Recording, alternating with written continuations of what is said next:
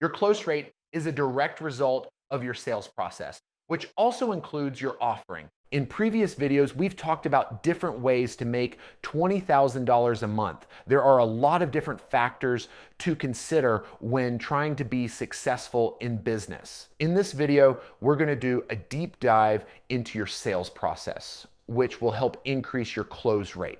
Let's connect a couple of dots. Often, we discuss different aspects of business in isolation so we can better understand them. But you must connect all of the dots to see the full picture. Great marketing is only part of the process. You also need a strong sales process. Your close rate is the report card for both. Breaking down your business into bite-sized pieces will help you determine where you're truly effective.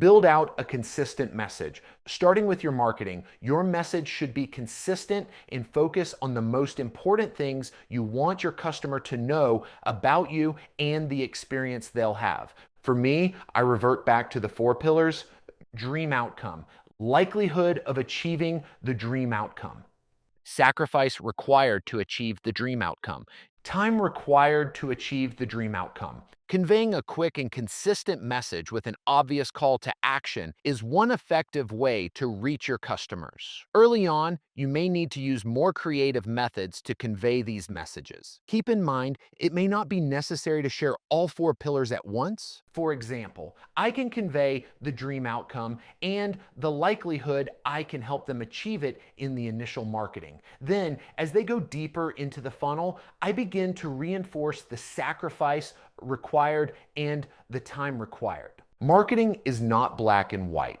It takes time and experimentation, but it's easier than most people make it out to be. Refer back to my marketing video for more specifics. Every step in the sales process builds on the 4 pillars. Once someone enters your sales funnel, your communication should be clear and fast, especially when aligning with the sacrifice required and time required pillars. This helps move the customer closer to the bottom of the funnel. Your entire sales process should be geared toward educating and helping the customer achieve their dream outcome. The mindset is serve, serve, serve.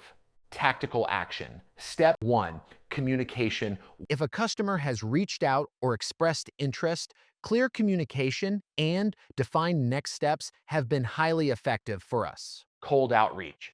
This includes contacts in our database who've been unresponsive. Most of our cold outreach is to companies like HOAs, property management companies, etc., which is a bit different from contacting a homeowner directly. You need to tread carefully, make them aware of your services without being so persistent that they block you. We typically reach out once a month via email or text, clearly stating that we're following up on services they previously expressed interest in. We always give them an out. If you're no longer interested, we'll close your file.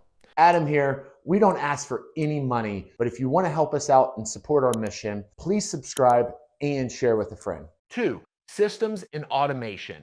Having great systems and sometimes automation is key to automating your outreach. It should be personal, but also quick and efficient. Streamline your sales and scheduling process. Creating a streamlined process for customers to get what they need is crucial. Again, referring back to the 4 pillars, this reduces the sacrifice and the time required to achieve their dream outcome.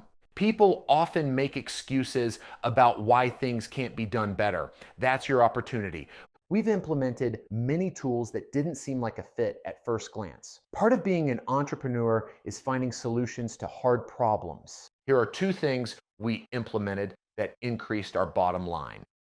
First, online scheduling. At first, this seemed obvious, but with appointments in 3 different cities, we had to be very intentional about how we scheduled. It looked like it wouldn't work for in-person businesses like ours, but we found systems that made it work. It was easier than you'd think. 2, answering service. Once we had online scheduling dialed in, we hired an answering service to book appointments. Scheduling used to take up 80 to 90% of our office bandwidth. Now our team can focus on follow-ups and high-value tasks instead of repetitive admin work. We've also automated email and text outreach, prioritized follow-up sequences, and regularly review where our bottlenecks are.